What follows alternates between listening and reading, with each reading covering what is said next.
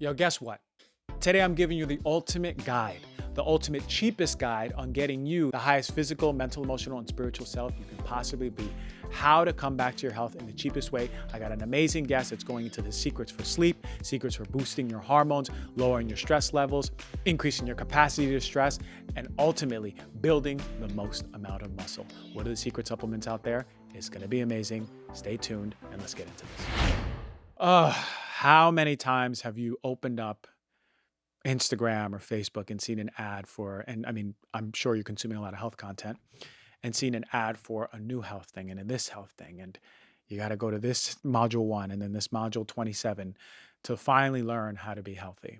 We absolutely overcomplicate it.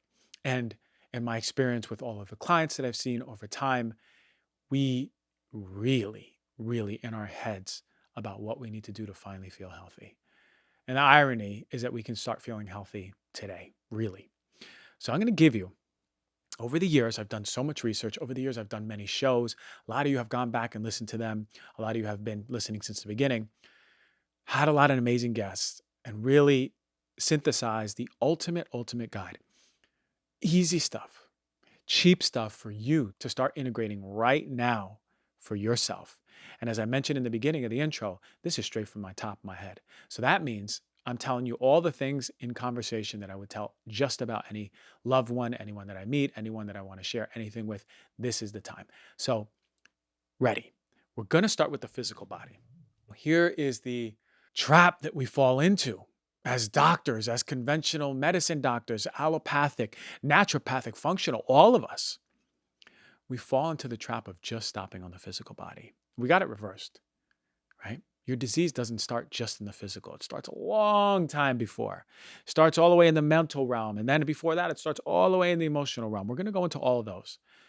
But I want to start on the physical because it's what we love and we want to listen to. And we are most identified with the material. So that's why we're most identified with what can we do for our physical body, because we can't necessarily see the mental, emotional. That's okay. And then we're going to the spiritual. So when it comes to your physical body, let's talk about some cheap interventions. I'm just going to pretend I'm sitting on a couch with someone at an event and we're just dropping in. And that person is asking me, what would you do for this, this, and this? Okay. So for your physical body, you got to make sure you are waking up at a consistent time.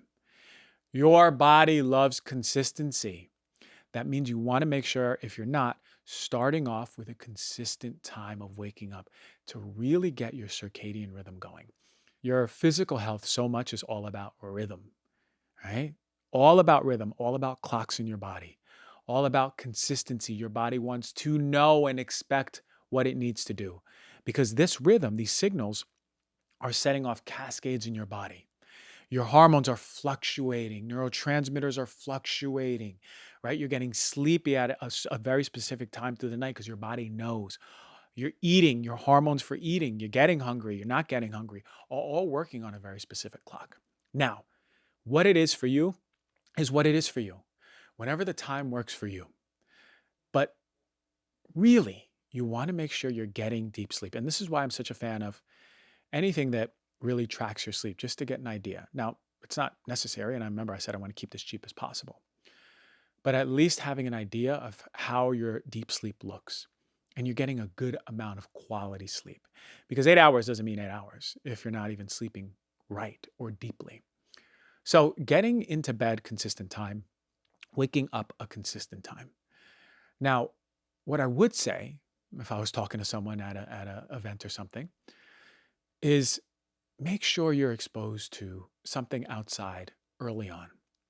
You want to make sure you're seeing light, whether that's you going on a walk, whether that's you brewing some coffee or tea or matcha, or just filling up some water, whatever it is, you want to get into a routine in the morning. Now, early on in my career, sort of what was catching on and getting me on all these podcasts was rituals. Now everyone's talking about rituals, man.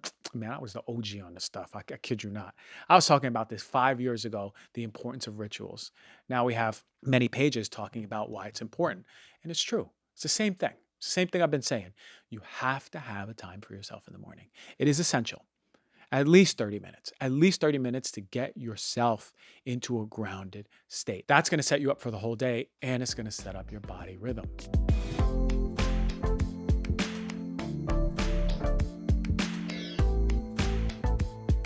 Let's talk about something I do for my health literally every single day.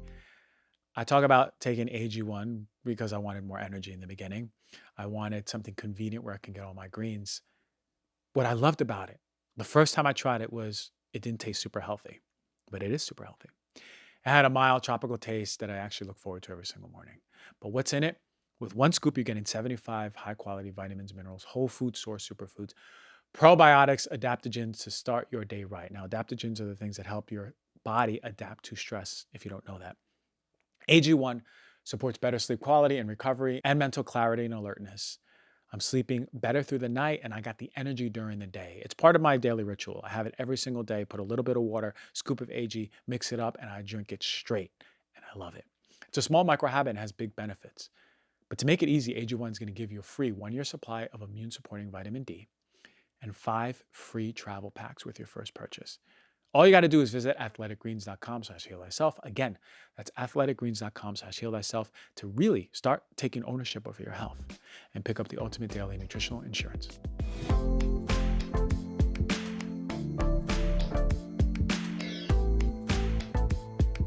Up until now, there hasn't been very many supplements on the market that support mitophagy. That's the cleaning out of old mitochondria, all that junk in the body. And when we flush this old mitochondria, right, it's sort of, I want you to think about it this way. The garbage man didn't come and you're building up garbage into your house. That's essentially what's happening. It's sluggish. You're not producing energy the way you're supposed to. When it comes to this new compound, Urolithin A, I was super intrigued. And when I learned that it was derived from pomegranate, I was thinking to myself, okay, I'll just eat pomegranate. Then I learned I need tons and tons of pomegranate or pomegranate juice to get really that therapeutic dose that's in Mitopure.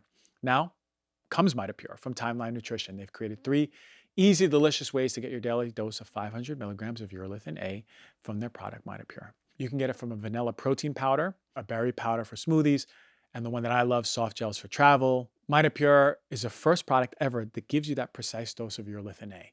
Why is that important? Well, you're upgrading your mitochondria, increasing your cellular energy. They did studies on this, increasing strength in the muscles and endurance in the muscles. So if you're working out, you got to have this. If you're over 30, you got to have this. That's when our mitochondria starts going down. Or even if you're in your 20s and you want to optimize your mitochondria, your energy, your strength, you got to have this. Timeline is offering 10% off of your first order of Mitopure. Go to timelinenutrition.com/DRG, use the code DRG to get 10% off of your first order. That's TIMELINENUTRITION.com/DRG. I recommend trying the starter pack with all 3 formats.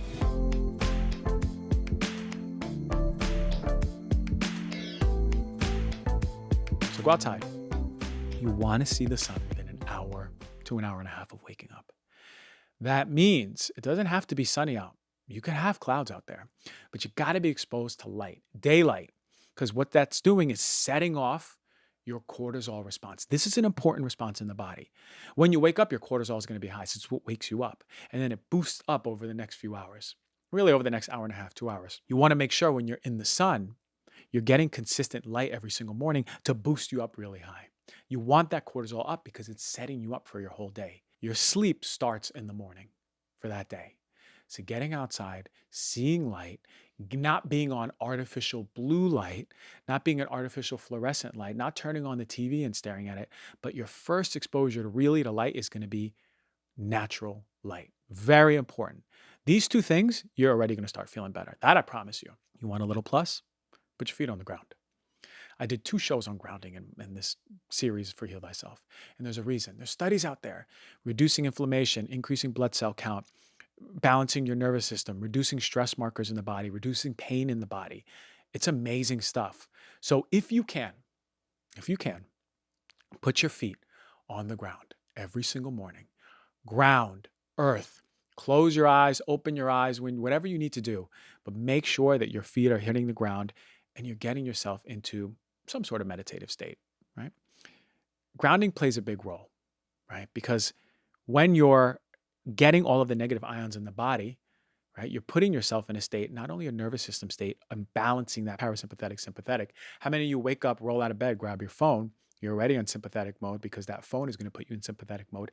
Now you're setting your whole day up for stress, right? So you want to do the opposite. See that natural sun, put your feet on the ground. Make sure you're hydrating in the morning. Very important. Very, very important. You want to make sure you're getting at least 8 ounces per hour throughout the day, right? That's a rule of thumb.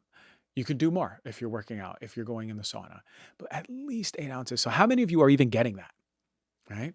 At least for 10 hours. So maybe 60 to 80 ounces, right? 70 to 80 ounces in a day. How many of you get that? Most of you don't. And a lot of you are suffering with the symptoms of dehydration and thinking you're suffering with a disease, but really you're just dehydrated. You got to drink your water. It's like so basic. Drink your water. If you're doing reverse osmosis, get some electrolytes in it. You can put some salt in it if you need. You can get some LMNT. We talk about those on the show. Just hydrate yourself. Now the day's getting started. Make sure you're taking breaks. So if you can, move throughout the day. This is going to be a really important one, right? A lot of you sit in front of the computer for 8 hours, don't even realize it. Maybe take one lunch break and call it a day. But if you can, start moving throughout the day. You want to move your blood, your lymph, and you want to try that every hour. Now, when I worked in the hospital, what I would do is I had a little hangy bar in my office. So every 15, 20 minutes when I was charting patient documents or patient notes, I would go and I'd hang. I'd make sure my shoulders, my spine, my posture, right, was just being stimulated. Right? I was hanging. I was opening my shoulder, my rotator cuffs. But also, every hour and a half, every 2 hours, I was walking in the garden in the back. Now, I was doing that fall, summer, spring, winter. It didn't matter, right? So for you, can you bundle your calls around your day? Is there an opportunity for you to stop working, stop writing whatever you're writing, or stop doing the PowerPoint and go outside and take a 15-minute walk? That's going to be huge for you. You're going to feel so much better because the body's made to move. It's not made to be sedentary, even if it's working, okay? If you are working, get some blue light blocker glasses. You have to during the day. If you're in front of a computer for more than 2 hours in a day, get yourself some blue light blocker glasses. It's going to go a long way, especially as we're talking about further into sleep during the day.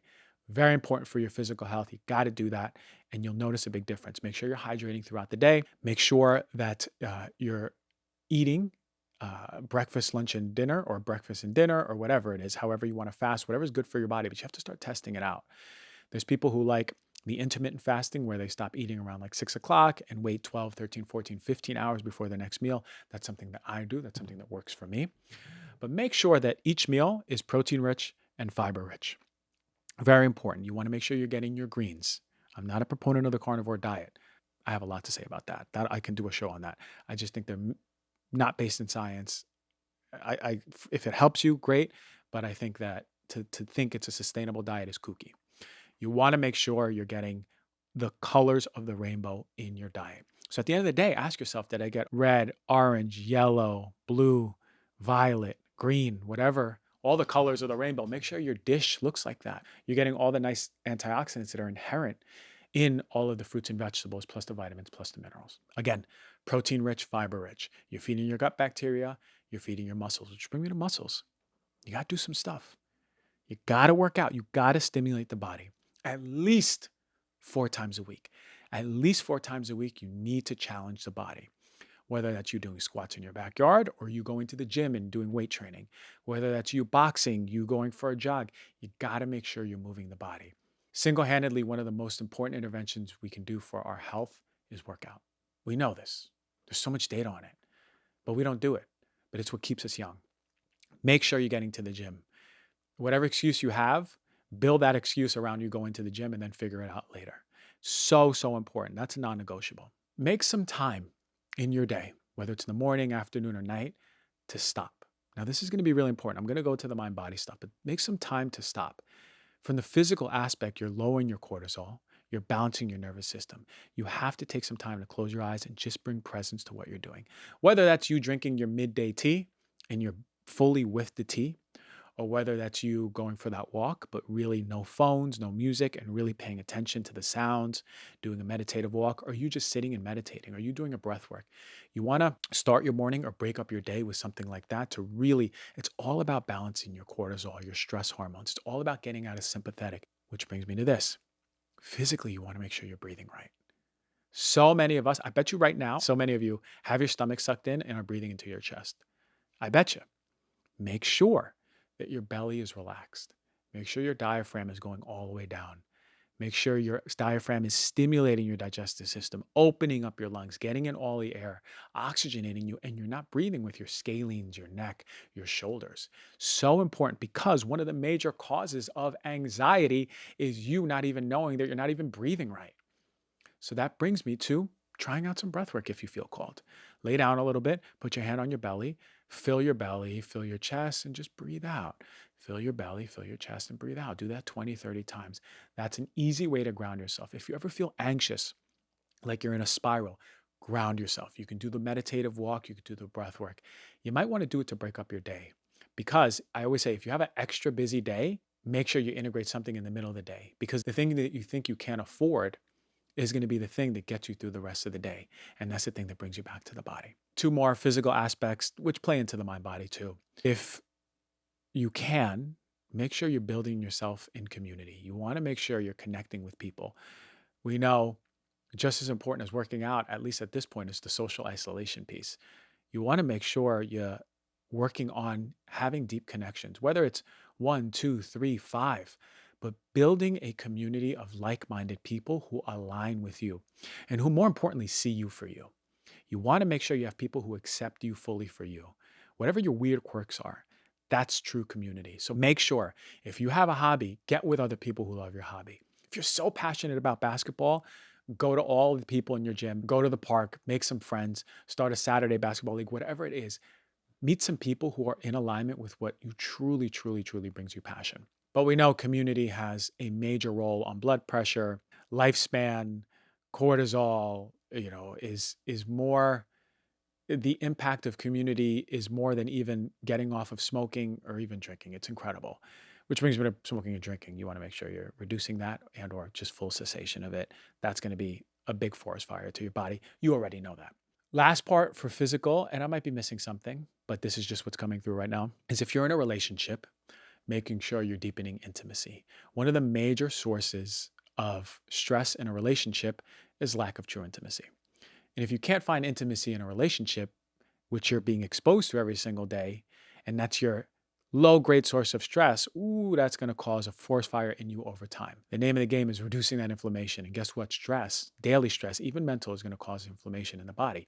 So you want to make sure you're working on the intimacy. Now, which is going to bring us to the mental emotional part. When it comes to intimacy, deep connection, sensual connection, sexual connection, ask yourself, are you really happy with how you and your partner show up sexually?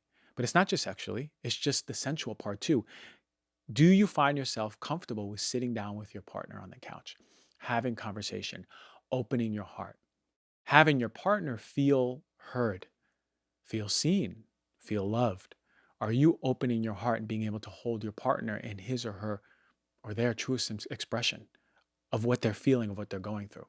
This is a big, big part of health that not enough people are talking about, but true depth of intimacy. And that means seeing someone in their rawest, most vulnerable state and truly still loving them, right? And allowing them to be themselves. That's intimacy. So if you're not doing that outside of the bedroom, you better believe you're not going to be able to do it inside the bedroom.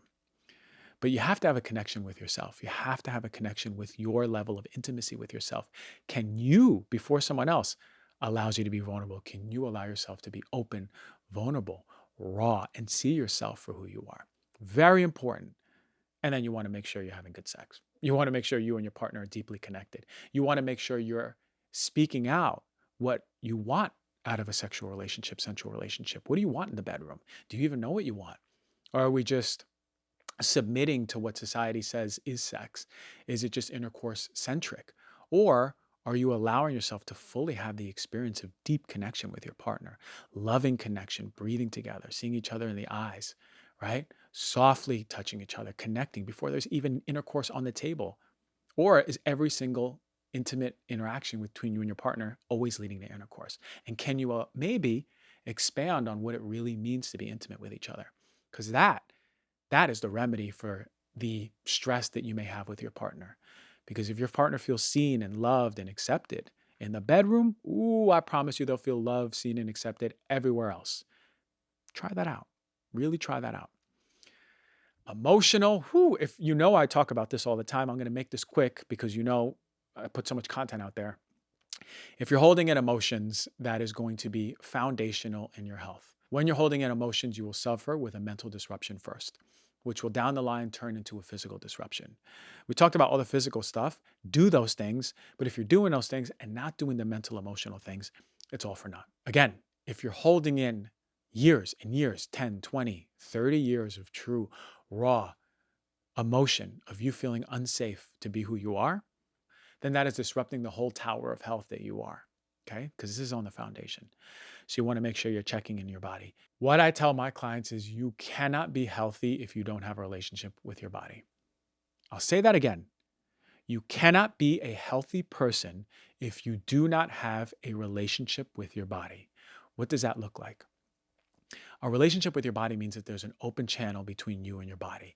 Your body's communicating what it wants, what it needs, what it desires, and you are listening. You are following the intuition of your body, and by following it, it's getting louder. So you're becoming very clear about what's true for your body and what's not. When you are tuned into your body, you are fully in alignment knowing if this person that you just met is making you contract or making you expand. If this food that's in front of you is making you contract or expand.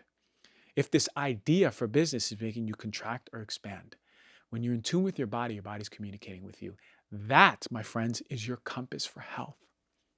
If you're disconnected from your body, you're disconnected from your compass. If you're disconnected from your compass, you are disconnected ultimately and fundamentally from your health. Sit down, connect to your body, feel where you're holding tension. Feel where it's light, feel where it's open. Come back to that tension, put your hand on the tension. Breathe into your hand. That means bringing all of your awareness away from your head, the part of you that's protecting you, the ego, the part of you that feels comfortable living in the head. But comfortable doesn't always mean healthy. Most of the time it doesn't when it's in the context of the ego. Go into your body, connect to where you're holding tension. Breathe into the tension 10, 20, 30 times. Get into a trance state. Feel your body. Communicate with it. Communicate with it. Ask it what it needs, what it wants, what it desires. What are you holding on to? What do you need to let go of? I promise you, the more that you visit your body, the more you visit that tension, you will get messages from your body. And this, my friends, is what it means to have a connection to your body. This is what a relationship with your body means. And this is the highest form. This is the highest bridge. This is the highest connection to health. You have to, without a doubt, have a connection to your body. Kids do. What happened to you? Kids know when they have to scream, cry, poop, eat. What happened to you? We just ignore all of our body signals. And then 10, 15 years later, it manifests as disease. And then we go, I don't know where this came from. But if you listen right now, you'll know exactly what you need to avoid those things. And I mean that. Spiritual health, very, very important. And this means having a connection to spirit, to soul. But it's not just you. It's not your spirit. It's not just your soul. It's everything. It's a spirit in everything. Do you see the spirit of a tree? Do you see the spirit of a squirrel? Do you see the spirit of the ground? Because everything has spirit. I mean, I remember I just went to Ecuador and I was talking to the indigenous there, and the leader of the indigenous minority just shocked me, the whole community, about how they have a deep reverence for everything, and everything has spirit. Minerals in the ground have spirit. Gold around the banks of the Amazon has spirit.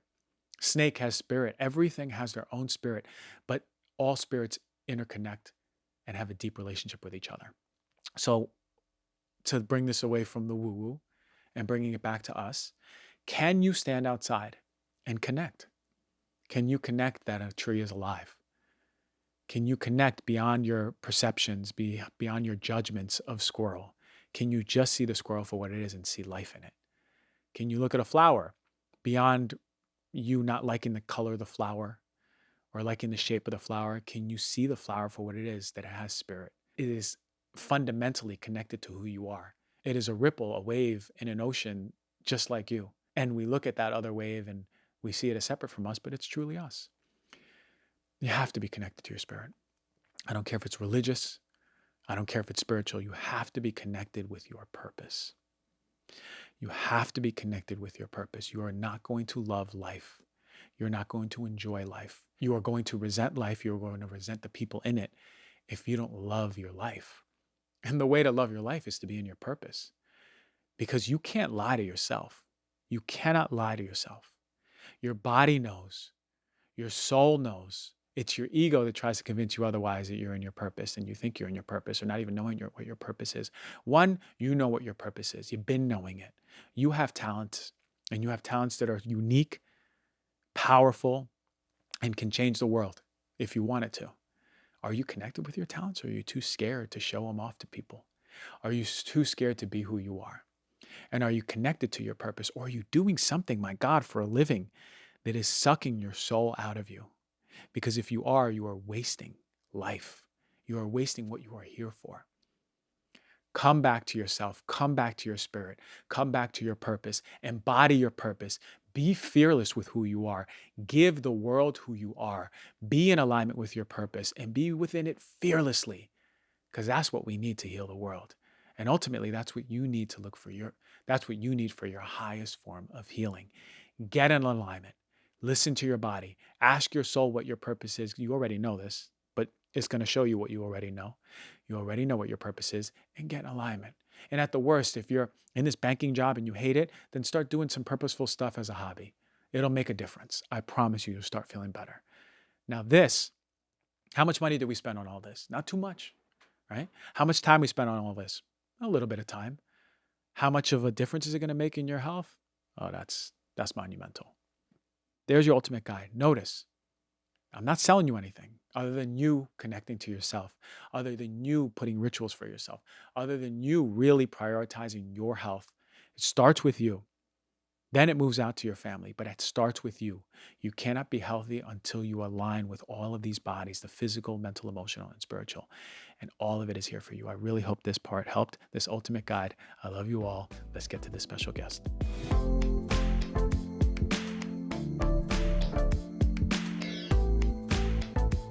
All right, everyone, what a special guest I have today. We've been connected for such a long time, and I've been following his work, Lucas Aoun, and man, he's talking about all of the best things when it comes to men's health. Listen, you got a man out there that you love, bring him to this show. If you're a man, listen to this show, because the power of what we're about to talk about is unprecedented. Really, Lucas has done all the evidence-based research, the legwork, to give us all of the hacks on how to optimize ourselves as we get older.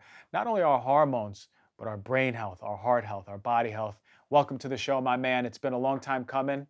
Happy to have you. Thank you, man. I mean, I've been keeping an eye on your podcast lately, and we've been connected for a number of years, and I'm super stoked to chat with you today, Christian. Dude, I remember when you were just getting into school, man. You were just wet behind the ears, and you were just opening your research, and now you're decorated in what your message is for people, man. So I applaud you. Thank you for doing that for the world. Yeah, I appreciate that. I mean, you could probably tell from very early on that I was very passionate about just uncovering new and novel studies and research. I think I remember setting up like an Instagram DM group with yourself in it, and I was just drip feeding you guys with studies. Yeah, you were the big study guy. So listen, to really get it going, I want to ask you, should all men be putting their balls in cold water? Absolutely, yes. Best biohack for men. This is mind blowing. All right, you've been telling me to do this for so many years. I got a cold tub, so essentially I think I am doing it.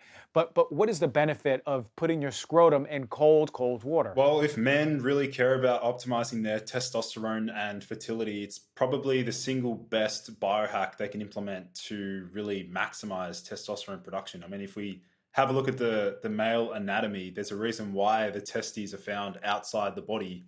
It's because they need to be kept cooler than the core body temperature.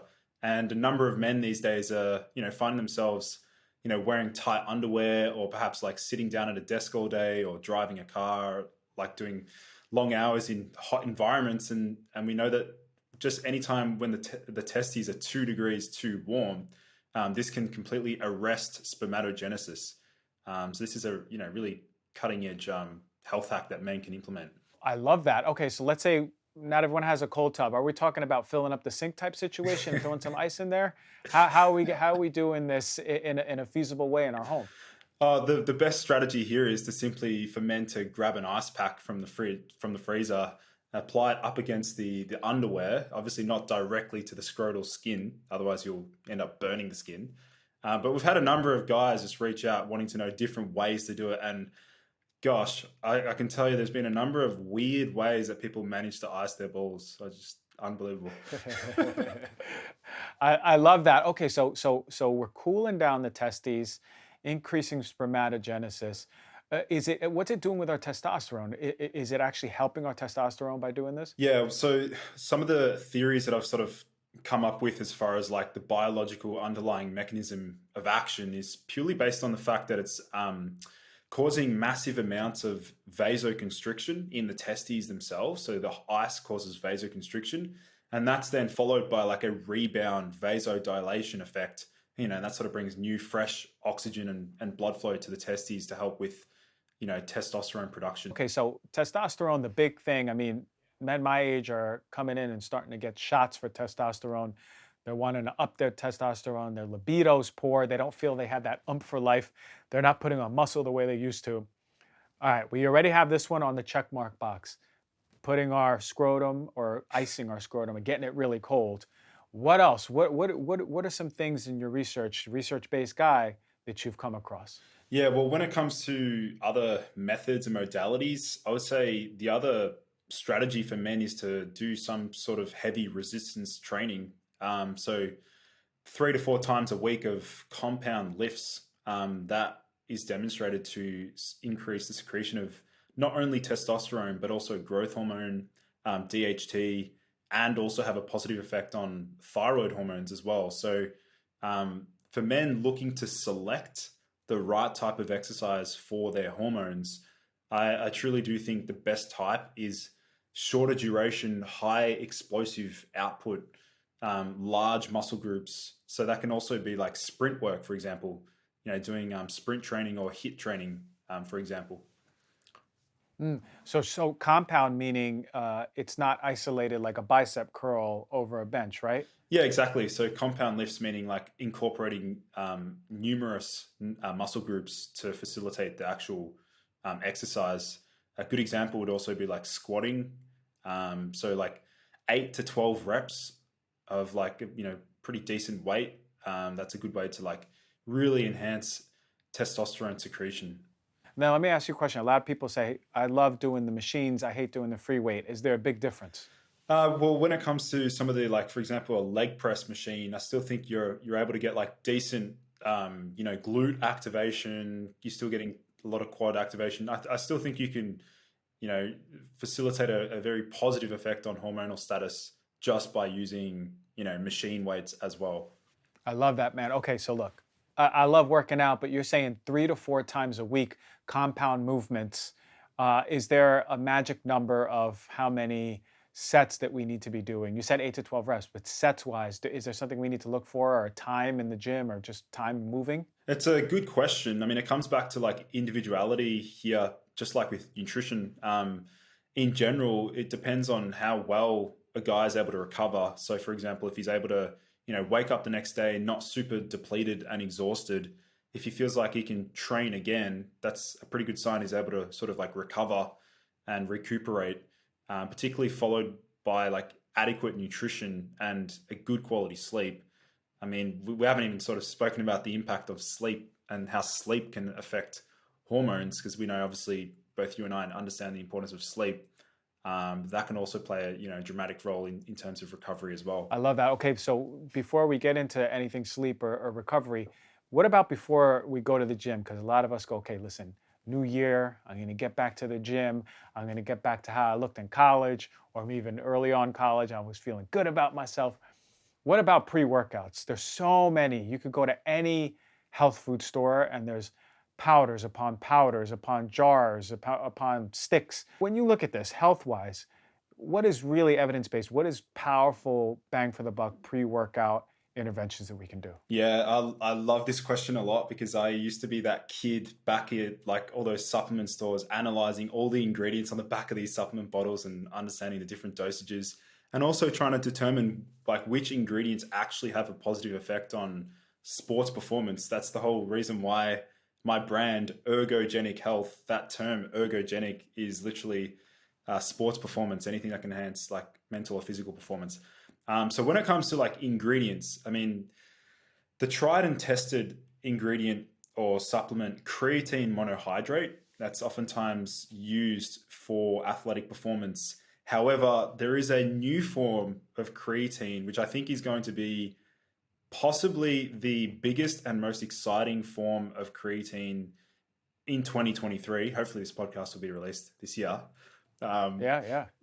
Because this new form of creatine has 8.5 times better bioavailability compared to creatine monohydrate.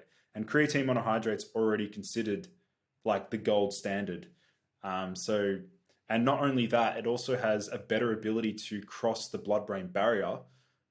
It can saturate in the gray and white matter of the brain much more potently than creatine monohydrate. And I mean, this new form is called cregaatine, Cregaatine.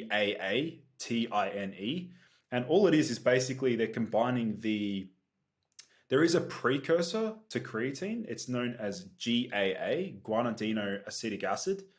And by supplementing they combine this precursor GAA with creatine monohydrate. They combine it and make one combined molecule.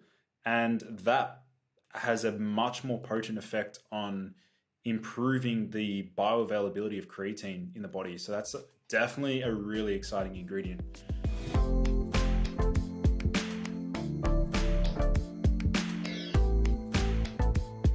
One of my all-time favorite sponsors from the get-go has been BIRCH, and their 4th of July sale is running right now. You can get 25% off your purchase for a limited time. And when it comes to this sale, you can check out the website for more details. I'm going to talk about that in a minute. BIRCH makes mattresses and sleep products that are stylish, comfortable, and environmentally conscious. They're a non-toxic mattress company. They're crafted with organic and natural materials that have been sustainably sourced. And it's made right here in the United States. They're Green Guard Gold certified. That means they're testing for all the volatile organic compounds that off-gas for the life of the bed. Having a clean quality bed, organic, natural, no off-gassing is essential for the air in your home, the air that you're being exposed to, the lifetime of the bed, and you just being on the surface of the bed, breathing that stuff in. You want to make sure you're staying away from those really poor quality conventional mattresses. Now, I had my BIRCH for about 2.5 years. I love it. What I love most, it's breathable. You feel cool at night. It's supportive. It relieves my pressure points, mildew resistant, made of raw materials. You get a 100-night sleep trial to try it out, 25-year warranty. The best part is it comes delivered in a box right in front of your door. Easy to set up for yourself. It's the bed. It is the bed. It's fantastic. I love my BIRCH mattress. I really think you will too. If you're looking for a new bed, check out BIRCH. You can click the link below or go to birchliving.com/healthyself to get 20% off of your mattress plus 2 free pillows. And if you got kiddos, it's essential that they are in a clean quality bed. Go check out the BIRCH Kids line.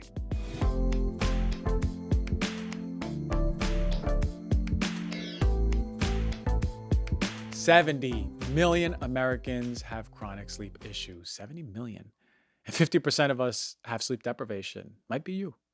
You're probably dealt with this at some point in your life. You know how difficult it can be. For me, I'm a walking zombie. People who know me know that I'm crazy about my sleep because I want to be able to function the next day. Ned has an amazing product out there that I use for my sleep. And guess what? I'm able to function. It's called Shut-Eye Chai. It's the mellow super blend latte for sleep that combines adaptogens, aminos, functional mushrooms, magnesium. Seriously, it's got the best ingredients out there, and it's wrapped in a heavenly masala chai. And it's warm and it's spiced. And it's got chaga and reishi, ashwagandha, all the nourishing stuff, not only just for sleep, but for your body. It'll help calm your nervous system, nourish your senses, and send you off right from the dock into the peaceful sea of dreamland. It's amazing stuff. It's natural. It's made exclusively from botanicals, fungi, minerals, roots, and spices. I love Ned. They've been with us since the beginning. And it's because they share all their third-party lab reports. They share who farms their products, their extraction process. They're transparent.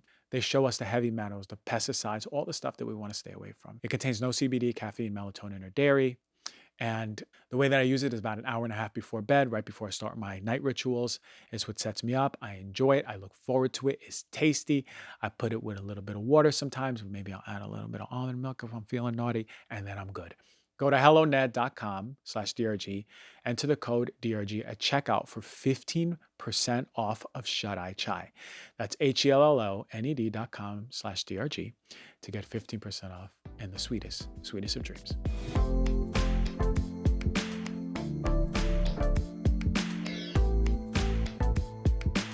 Wow. I'm looking for. I mean, I took 10 grams of creatine before the show. But like I feel good. I forgot to take it pre-workout, so I took it after. But let me ask you a question. The cregaatine, is this going to be out this year? Are companies starting to make it? Yeah. I mean, I've kept my eye on it for the number, like probably the last year and a half, and it's already released. It's actually being manufactured from Serbia. And the unique point of, I've actually, spoken to the CEO and been in discussion with like how we can get it out there and promote it, because I truly do believe in it. I mean, we know that the creatine market by itself is worth, I think, $752 million US dollars. But this new form, what's really exciting about it is like creatine monohydrate, whilst a number of people can get many health benefits from creatine monohydrate, the drawback really is the creatine transporter, that CT1 transporter, that can oftentimes get saturated when people use creatine monohydrate, whereas this new form has 4 ways to enter the cell. It can get through via the creatine transporter 1, taurine receptors, GABA receptors, and also passive diffusion. So it's got a much better ability to actually like penetrate and enter the cell. Super cool, man. I'll be waiting for that because I've always been a fan of creatine. I've always tried to dispel that it's not going to destroy your kidneys, it's not going to make your hair fall out, and it actually helps. For me, it helps mostly my brain. I feel really good cognitively when I'm taking it. So okay, so we got, listen, all men, we need to be working out, doing some sort of weight training, weight resistance, correct? Is it true that once we start nearing a certain age, we start just degrading in our muscle? And that's why it's important to build up that muscle early on? Absolutely. This is the definition of like sarcopenia, which is the loss of muscle mass and function with age. I think after the age, there's a belief that after the age of like 30 or 35, that men's testosterone levels will start to decline. But I mean, if you implement all of the best strategies to like really optimize your health, I really do think it's possible to. I mean, I've worked with a number of guys that are like in their 40s and they're still able to maintain like 900, 1,000 nanograms per deciliter total testosterone through natural methods, through like eating well, sleeping well, training right, and also supplementation, and getting adequate sleep, stress management practices like the icing. And building muscle, as I think you've had Dr. Gabrielle Lyon on the podcast. I'm not sure. Yeah, I have. Yeah, she's like spoken about the longevity benefits of having good grip strength, having, good muscle mass. It's absolutely essential for sure. Yeah, man. It's funny. We on Netflix came out this show called Power 100. Do you know this show? I don't know if they screen that in Australia. They don't screen it. No, so basically, it's a Korean show. It's like a Korean Squid Games, but it's actually an athletic competition, and it has all the best athletes around Korea. Oh yeah. But of all different types, men and women, right? So we have gymnasts, prison guards, taekwondo, bodybuilders, models, and they're all competing against each other athletically. But I was thinking to myself, there was this one guy, he's one of the older ones, and he was maybe in his 50s, but he's an MMA fighter. And he walks out, and I was like, oh, shoot, that's how I got to look. That guy has no sarcopenia. His testosterone is on point, and this guy's 50 years old. His hair is all white. And I was like, okay, I got to get to the gym ASAP. I got to get going on this, because when we think about aging and testosterone going down, there's so many methods that we can do to keep it up, because we're in a healthy cohort of people, the listeners, the viewers, us, versus, the standard American or even in Australia. But man, we still have to we have to do that work, right? So like you said, gym, optimizing with sleep, which I want to get into in a little bit. But now we talk about, if we go to the gym and we're out of commission for 3 days, because if we worked out and our body is killing, how do we begin to recover our body better from the gym as we get older? Yeah, well, this is a really good question. As far as like other strategies and methods, there is a particular amino acid that I really like that favors muscle recovery and delays that, or reduces the DOMS, delayed onset muscle soreness. And that's taking big doses of taurine. I've spoken about the benefits of taurine. There's actually research now suggesting that taurine can actually accumulate in the testes and actually act as a very potent antioxidant in the testes, and also block the deleterious effects of BPA. So blocking the negative effects of plastic on testosterone production. So I think from like a recovery aspect, we're also getting the anti-cortisol effect of taurine, because taurine can actually help to lower cortisol and increasing GABA.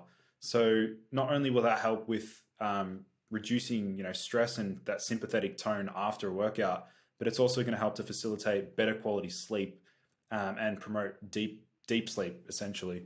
I love that, man. And I seen you talk about taurine a lot. But for those of us who are not aware, it's just an amino acid basically. So you can buy that. It's pretty cheap online for yourself. And when you say big doses, what's a big dose of taurine? Well, I mean, I've seen studies suggesting that you can go up to 6 grams of taurine per day. Most of the time, the products that are on the market are usually about 500 milligrams to about 1,000 milligrams, but realistically, you can safely go up to 6 grams per day. And that's where you start to get like a lot of the other therapeutic benefits outside of just like generally, helping with electrolyte. Because the other aspect there is that taurine is also an osmolyte, and it actually helps to balance electrolytes in the body really well. So that's also really important for muscle recovery and performance, is like having a good balance of all the electrolytes in the body. So, okay, so there's a lot of people eating way different types of diets. You open Instagram, you see someone eating, I just saw the other day someone eating like the omentum of a cow or something. It was like just raw. I was like, okay, that's kind of something. Then you see people just eating nuts and seeds. Okay, for someone who wants to put on muscle, regardless of the diet, we got to clear this up. What is the deal with protein? How much protein should we be having? Should we be having a lot, a little? What's too little? What's too much? Let's clear this up right now. Yeah, I love this question as well. I mean, when it comes to protein, I truly do think the maximum upper threshold where we start to see, like the point at which we get diminishing returns, is 2.2 grams per kilogram of body weight. So 2.2 grams of protein per kilogram of body weight. That's a general rule of thumb. You can also float anywhere between 1.6 grams to 2.2. But from like a satiety aspect, and also facilitating like better recovery and also having a positive nitrogen balance, I think anywhere realistically from 2-ish or 2.2 grams per kilogram is like, from what I've seen, at least from my own like body composition and all my crazy experiments, like trialing different diets and different modalities and things like that. Yeah, I think that's usually like the best range for protein intake. And when we're taking in that much protein, does it matter the source of protein? Can, let's say, someone who just eats plants or just eats red meat, does it matter, or do we just have to both hit like 100, 120, 140 grams? I'm thinking and for here in America. Well, I mean, I think you can achieve it through plant-based foods. That's definitely possible. I mean, like for example, even myself recently, I swapped over from a whey protein into like a pea, watermelon, and pumpkin seed protein, which is tasting phenomenal, and it's got a decent amino acid breakdown. But I think what ultimately matters is if that person is like vegetarian or vegan, that they know how to combine, certain foods to actually achieve that complete protein where they're getting all the essential amino acids. And I think if they're able to hit that, it's possible to still obviously build muscle and preserve, muscle mass. But like looking at, let's say, for example, like a steak versus, let's say chickpeas, for example. I mean, yeah, the bioavailability coming from meat or, for example, an egg, I mean, it's going to be much more bioavailable. The body has a better ability to utilize that protein. So I think, I'm personally, I'm not dogmatic with nutrition. I just like eat. I'm a mixture of both. I eat plants and I eat animal products. Like I'm sort of in between. Well, thanks for clearing that up, because what I'm hearing is if you are eating plant-based, don't just stick to one thing and call it your diet. The variety is going to be one of the most important things to make sure you're getting all those amino acids. Now, you said the word sleep. I knew we were going to get here, and now we're here with this sleep part. Now, how detrimental is getting poor sleep to our brain health, testosterone, longevity, muscle building, all the things that we're looking for as men?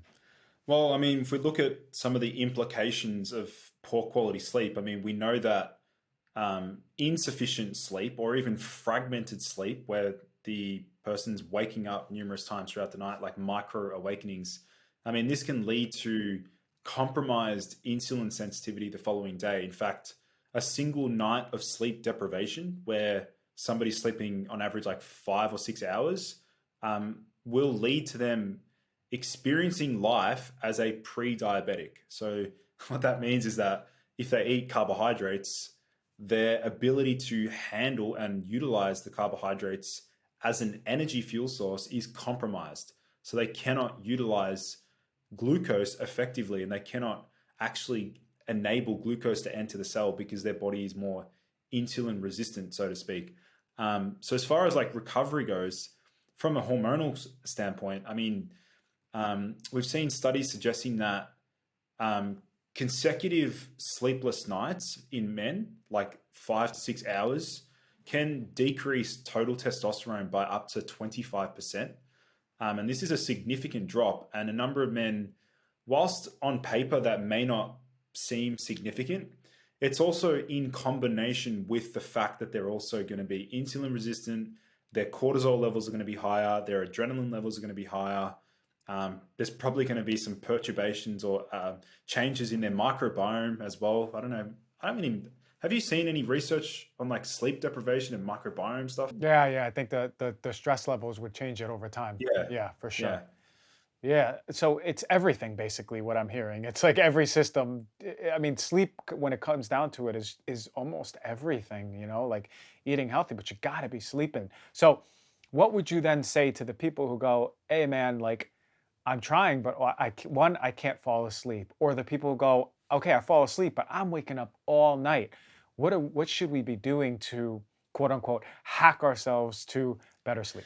Well, my favorite, I guess, like intervention here is to use a particular brown seaweed. It's an algae known as Eclonia cava. And I've spoken about it before as a potent sleep enhancing seaweed. It's actually, well studied in Japan. In fact, they've spent over $33 million researching this particular seaweed, but a lot of us just don't even know about it in the Western world. Like we just never heard of it. Most of us know about like wakame and just like the basic seaweeds, but Eclonia cava really caught my eye because there was some interesting research looking at how it can affect alpha waves in the brain. And I know that you're a big fan of L-theanine, and I'm also a big fan of theanine as like a calming, conditionally essential amino acid. Well, this Eclonia cava can also increase alpha waves in the brain. And not only that, but it will also dramatically lower cortisol. It lowers blood pressure. It increases circulation. It improves deep sleep, and it also increases non-REM sleep by acting as a positive allosteric modulator of the GABA A receptor. So basically what that means is that GABA being our primary like calming inhibitory neurotransmitter, Eclonia cava can actually make our GABA receptors more open and more receptive to the body's own GABA. And from what guys say, and what even women can use Eclonia cava. What most people say about it is that that when they take Eclonia cava, and this is the first thing that I noticed, was that you'll take it before bed about 60 minutes, and you'll wake up feeling like it's pretty much impossible to fall back asleep. Like the quality of your sleep is so good, you feel like you wake up and you would not be able to even fall back asleep after taking it. Listen, if I wasn't on camera, I'd be on my phone ordering this for myself right now, man. That is so cool. And that's something I appreciated about you. You always look for the exotic things that people aren't talking about, because everyone knows about the melatonins of the world or even the GABAs of the world, right?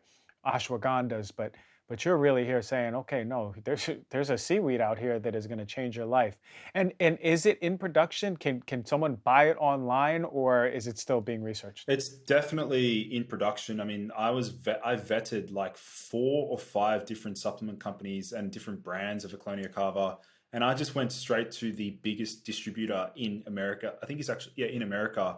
And I'm actually in touch with them, and I wanted to just get to know them. How do they source it? Be careful of like heavy metals. Who do they supply? Like, I want to know more about everything that they were doing. Um, the reliable brand is, I mean, I've listed it on my website. There is obviously that's linked there because I went through a bunch of different ones.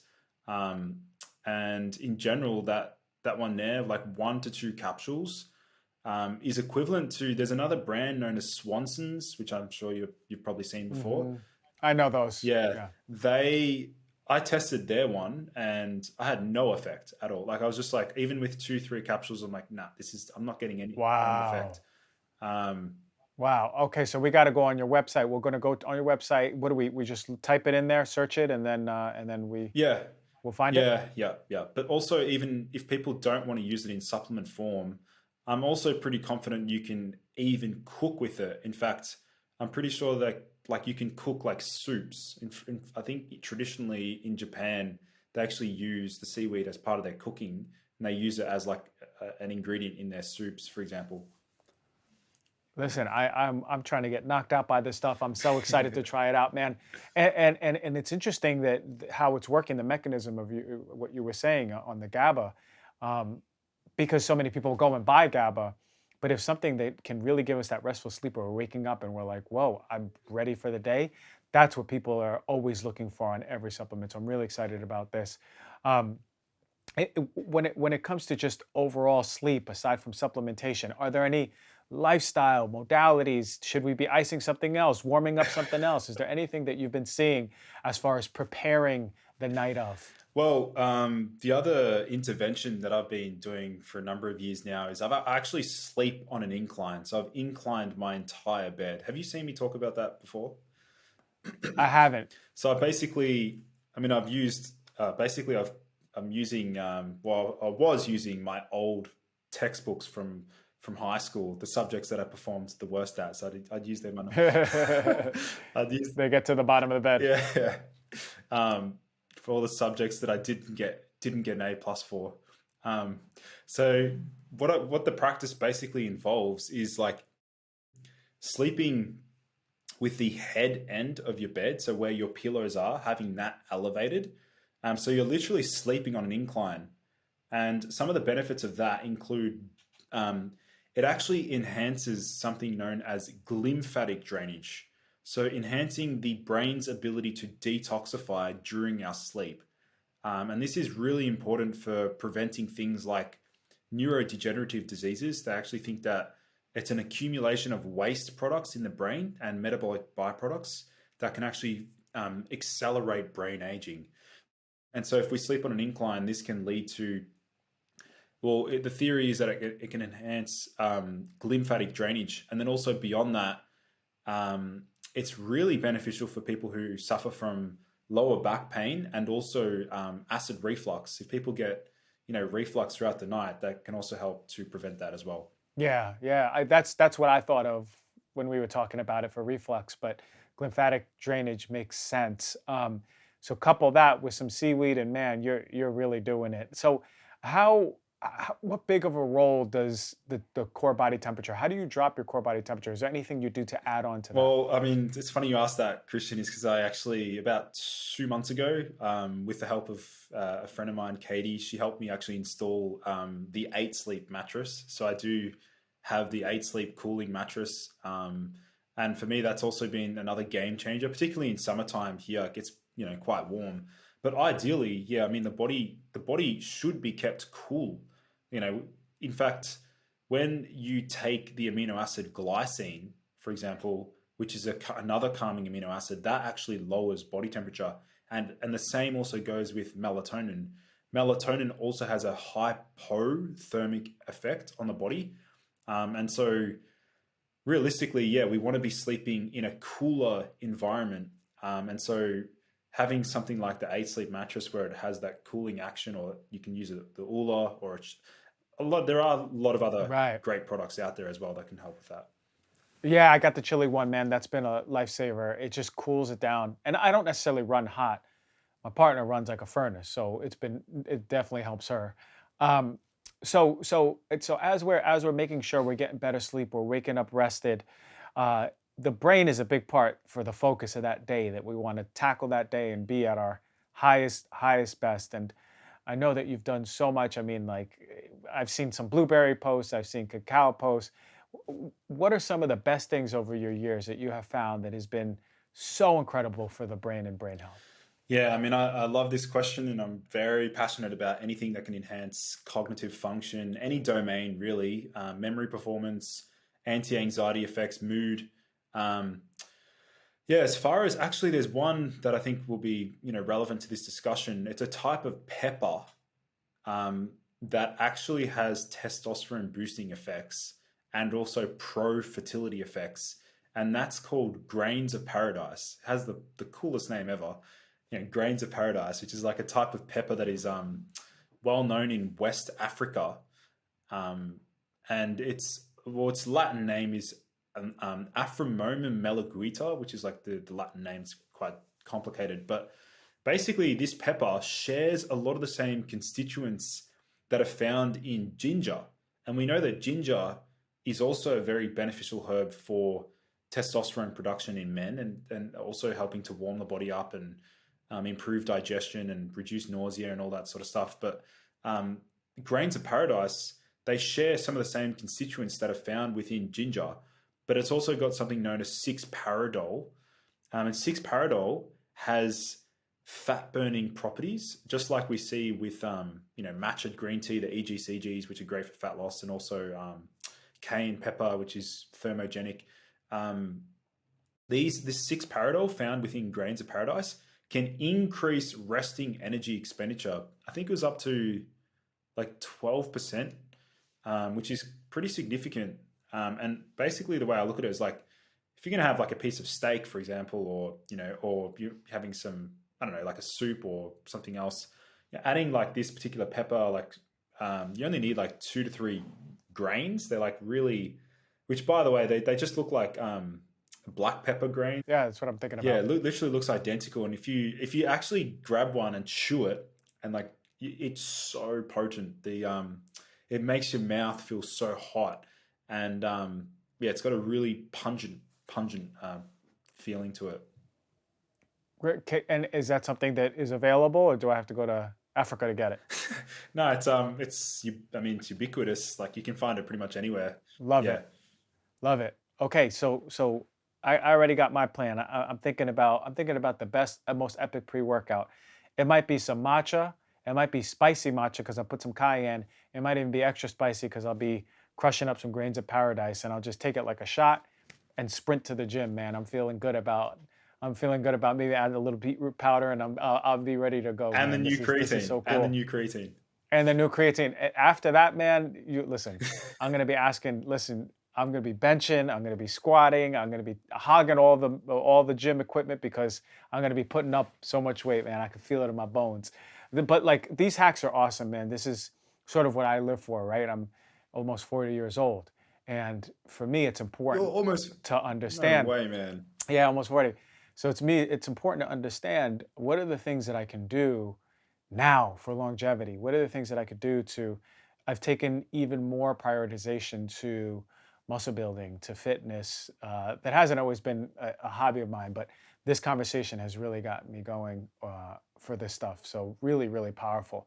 Um, we talked about brain focus. When it comes to living longer now, right? There's a lot of people listening to this show and they go, hey, listen, I want to be around for my kids, or I'm going to have kids and I want to be around for my kids. What are some things that you've been finding within the aspect of longevity? How do we have a better, longer, healthier, more thriving life?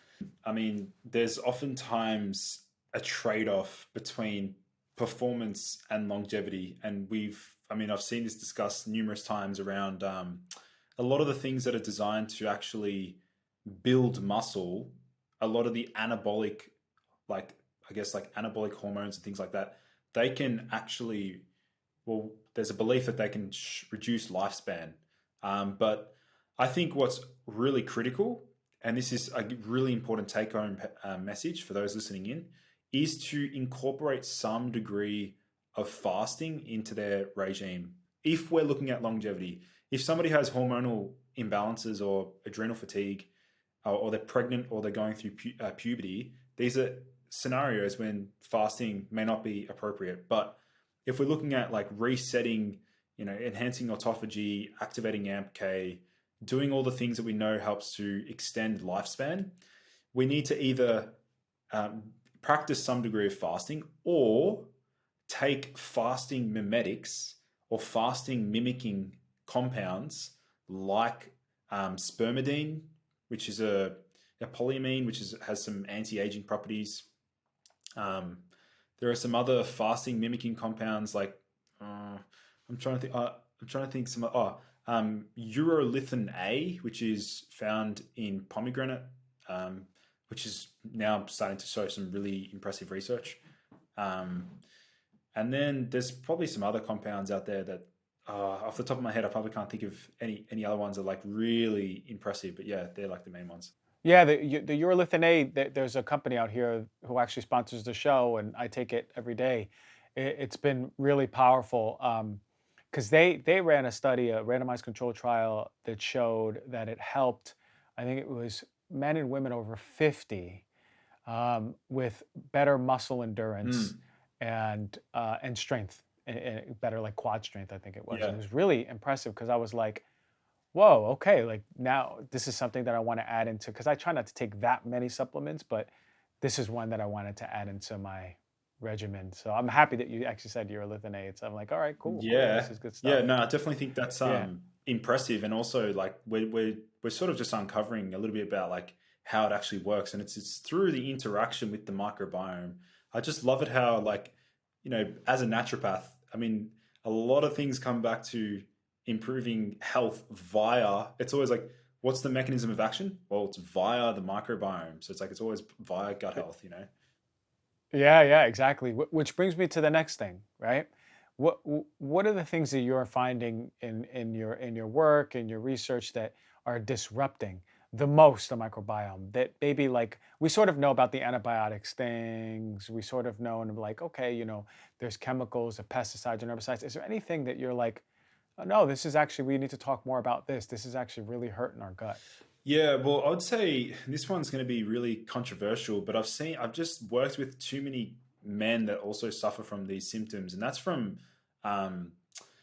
some people are really sensitive to things that increase serotonin, and I've spoken about it through like some of the herbs like ashwagandha, which a little bit of excess serotonin can have like an emotional anesthetic effect, so have numbing of the emotions a little bit, but something that I got asked the other day was around resistant starch. Now, resistant starch is great for increasing butyrate production, but for some people who have like a compromised gut lining or hyperpermeability or leaky gut, unfortunately, sometimes what can happen is these starch molecules are small enough to penetrate and actually enter into the bloodstream, and these can actually facilitate autoimmune issues and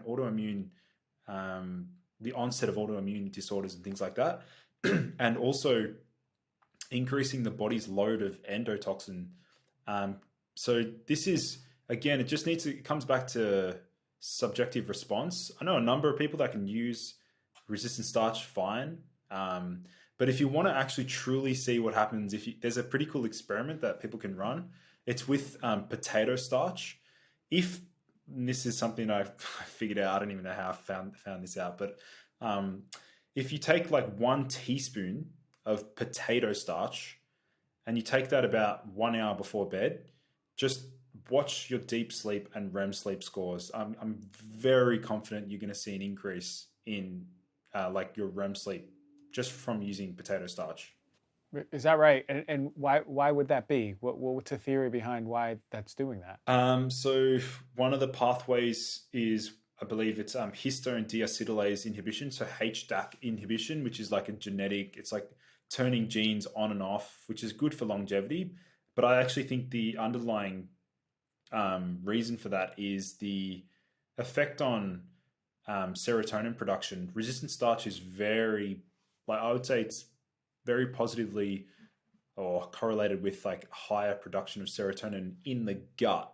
but it's in the gut. And then we know, as you both also, anything that increases serotonin in the gut, good chance it's also going to increase levels in the brain as well. To go back, you had mentioned there's some things that increase our serotonin so much that it makes us like an emotional anesthetic. Why was that? Why does that happen? And what things are doing that? Yeah, this is crucial, and this is like a really, really important message for people who have either used an SSRI. And again, I'm not telling anyone to stop taking these medications. They need to work with their qualified healthcare practitioner or professional.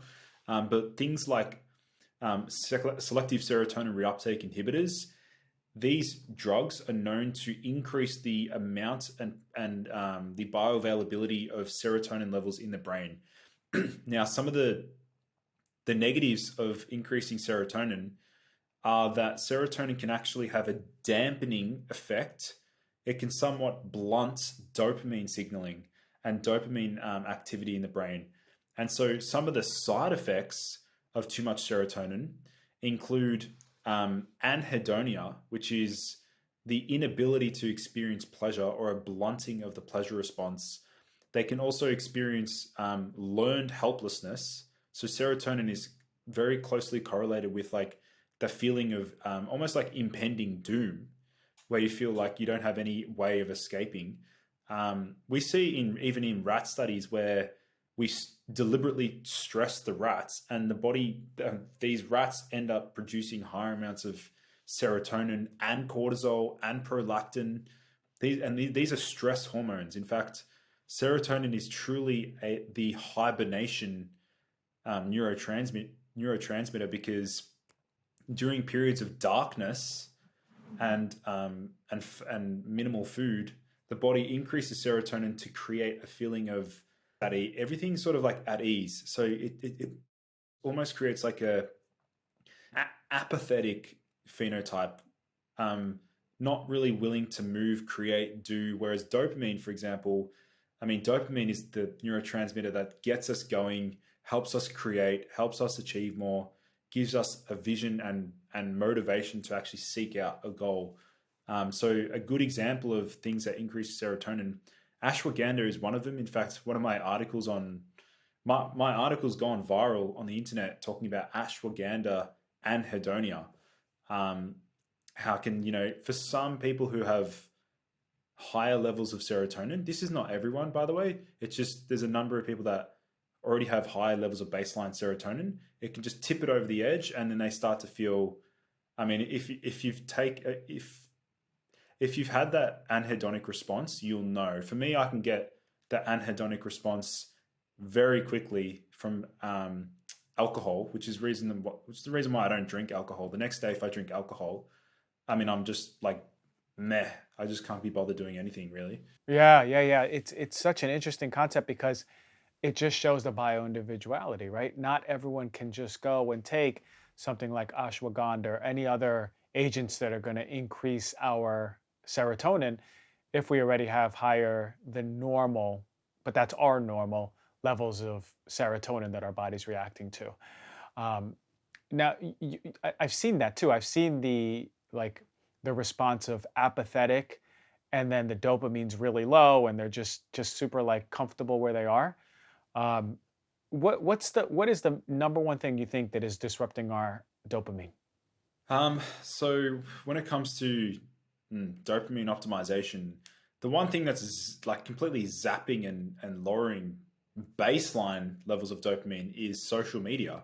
It's just the fact that, scrolling on social media, constantly bombarded with like things that are really exciting or tempting, and this can lower our dopamine, our basal levels of dopamine.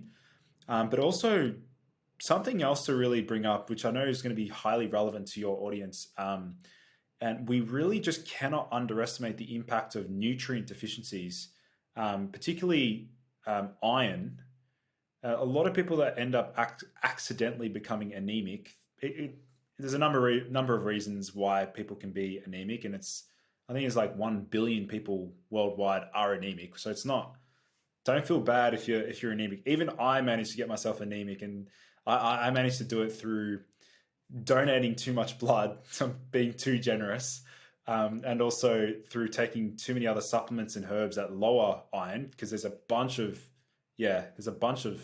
herbs and supplements that can lower iron levels. But that's a classic example. Like if you're low in iron, you cannot convert tyrosine into L-DOPA and then L-DOPA into dopamine. Like it's a cofactor. So if you have low iron, like please just don't underestimate the impact that low iron can have on your motivation and drive. Which is so important to get it checked, right? What is your yearly or 2 times a year when you're getting your blood work? What are you seeing? Because this is why it's so important to do nutrient testing. We have some labs out here. When I was really in practice and I had the white coat, there was always foundational labs that I did. Nutrient testing was always one. And I always saw low iron. I always saw low magnesium for sure. Low B vitamins, low glutathione. That was some of the biggest ones I've always saw for people. And then some of the fat soluble vitamins, but mostly it's like B vitamins across the board and the magnesium. How important, I mean, how deficient in what you've seen are people in magnesium? And is it really one of the major nutrient deficiencies? Yeah, magnesium is also another one that's like just due to the fact that our foods they're just lacking in magnesium, and the fact that we're not able to get sufficient amounts, particularly because majority of us are very stressed on a daily basis, and we know that releasing high amounts of cortisol and adrenaline and things like that and even exercise as well, can deplete magnesium.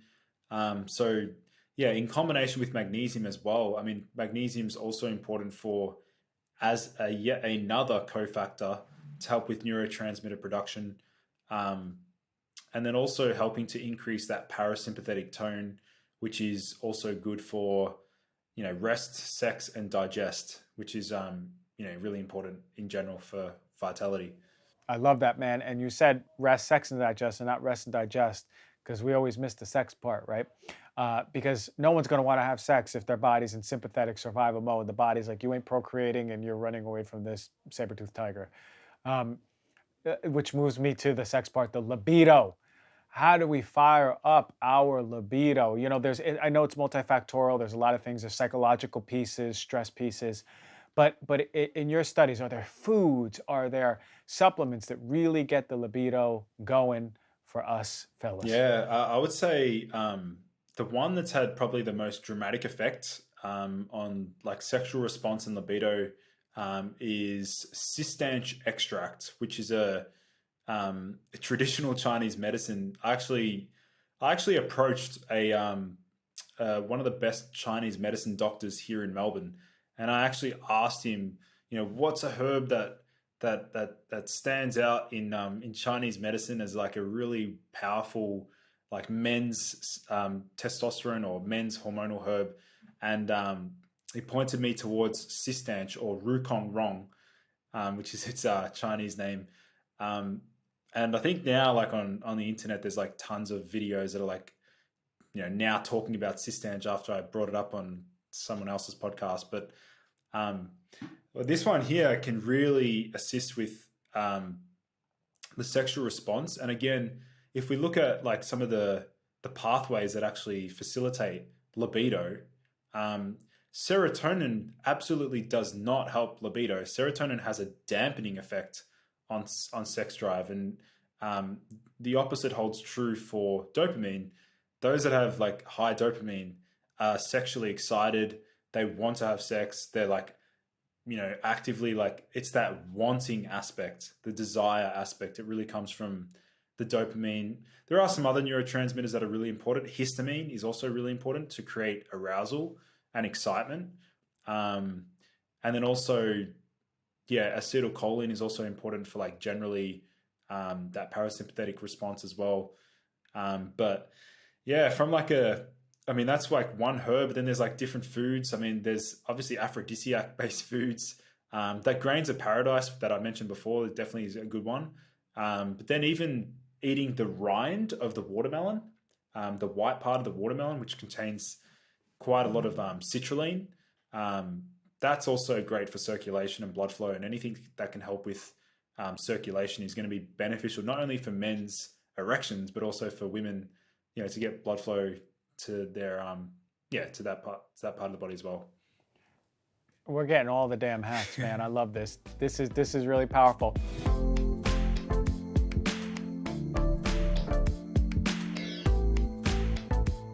LMNT is a tasty electrolyte drink with everything you need. That means it's got a lot of the salt and none of the sugar. It contains a science-backed electrolyte ratio.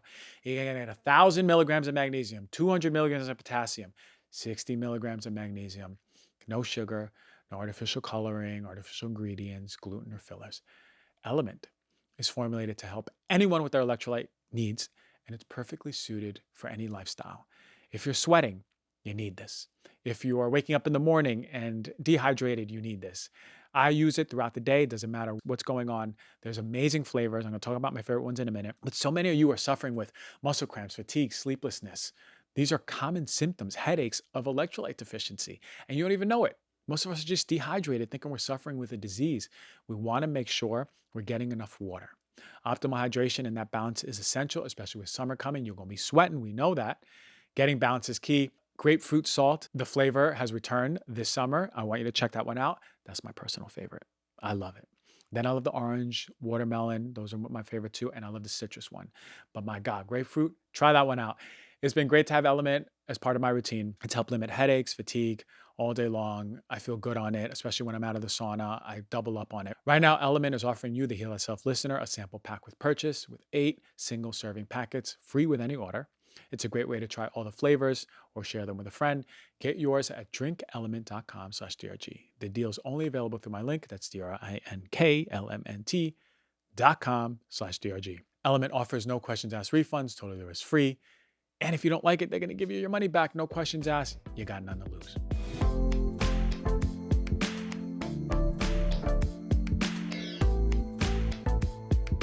Now, look, I know you've done a lot of research lately in the past few years since I met you.